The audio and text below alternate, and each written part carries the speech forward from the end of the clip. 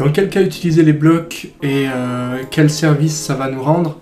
Bonjour, je m'appelle Vincent Caviotto, bienvenue dans ce tutoriel. Donc, je suis dessinateur projeteur en bâtiment et je fais aussi des outils DAO. Donc voilà, je vais vous montrer un exemple tout de suite sous l'environnement GCB. Donc si ça vous intéresse, c'est un gabarit avec des blocs dynamiques bien complets. Mais bon, c'est pas l'objet de la vidéo. Là, ce que je vais vous montrer, c'est tout de suite comment on peut faire pour utiliser ces blocs. Là, on va rester dans un bloc simple, mais je vais vous donner un exemple parlant tout de suite. Alors, par exemple, vous avez des choses comme ça. Donc, on va faire une coupe. Ok, donc là, okay. Bon, j'ai fait... je sais pas si ce que j'ai fait, mais bon, peu importe, je vais mettre 20 cm. Je vais zoomer dessus, ouais, parce que je suis pas à la bonne échelle. Donc, passons. Je vais faire une allège ici de 20 cm. Enfin, avec un mur de 20 cm et puis une allège de 100 de haut. Ok, donc bon, là, je dessine une dalle. Je vais pas perdre trop de temps. On va supposer une dalle là avec un porte-à-faux. Ou alors, si vous voulez, on fait un mur comme ça. Donc, voilà. Sans perdre trop de temps, hein, c'est pas l'objet de la vidéo, mais voilà. Je vais en fait supposer là niveau brut égale niveau fini pour pas m'embêter.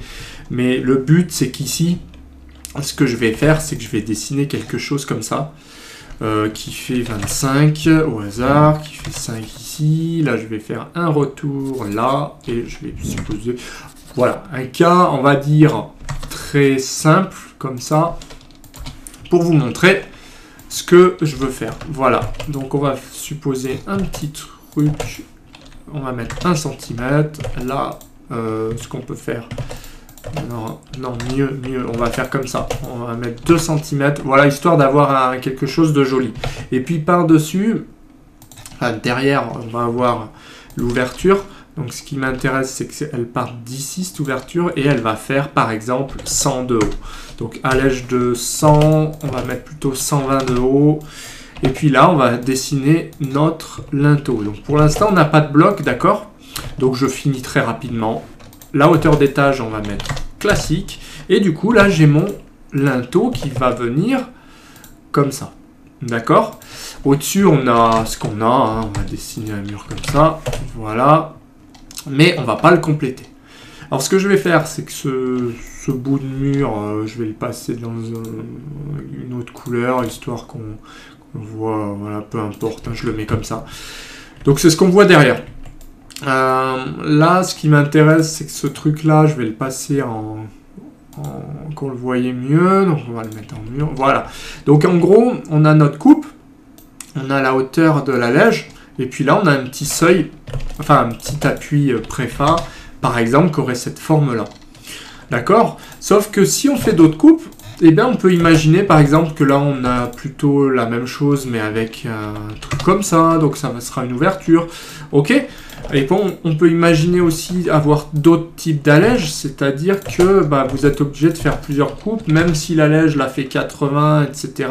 Bon, vous êtes d'accord avec moi et que dans ce cas-là, le problème, c'est que si on laisse comme ça, eh bien, le problème, c'est qu'on aura beaucoup de choses à modifier. D'où l'intérêt des blocs. Donc, avant de faire ça, si vous avez 10 vues à faire, avant de faire ça, la petite astuce, c'est de sélectionner tout ça.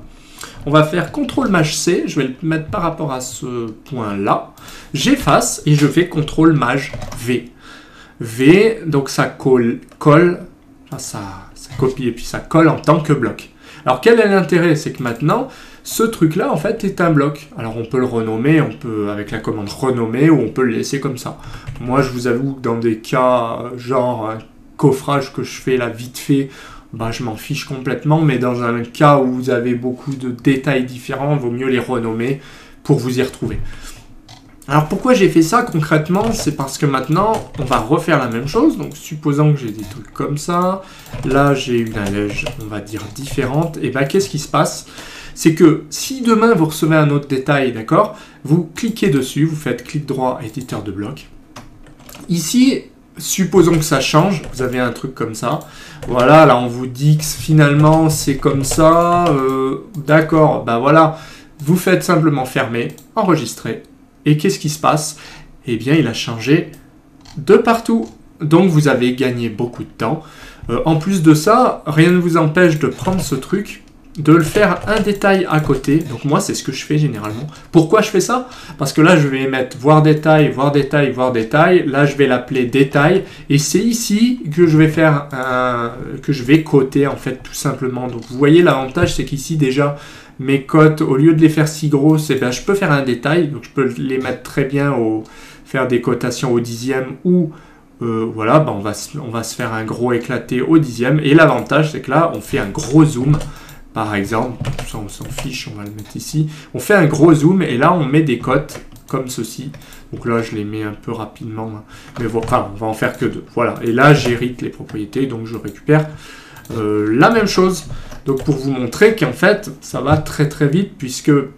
Et puis une fois de plus, c'est le même bloc que j'ai copié. Donc finalement, là, si je viens encore le remodifier, ce truc-là, donc je remodifie encore pour que ça change d'aspect, je fais ça. Et donc là, en principe, eh bien voilà, j'ai juste ma cote qui a bougé comme ça, tout simplement. Mais au moins, là, je vais simplement ajuster parce que j'ai bougé ce truc-là. Et vous voyez, là, c'est pareil. Donc, j'aurai beaucoup moins de modifs à faire puisque déjà, là, tout est bon, quoi. Donc, voilà l'utilisation d'un bloc en temps réel. Donc, c'est très pratique. Après, si vous voulez aller plus loin, eh bien, vous pouvez récupérer sur mon site, dans le téléchargement, tout un tas de blocs dynamiques très économiques. Il y a aussi des blocs offerts, des listes offerts. Donc, je vous invite à vous abonner à la chaîne. Ça, c'est important pour ne rien louper. Mettez un petit pouce bleu si la vidéo vous a plu et n'hésitez pas à participer tout en bas en commentaire. Ça fait toujours plaisir d'échanger si vous avez des questions. Et ben voilà, sinon on se retrouve bientôt pour de nouvelles vidéos.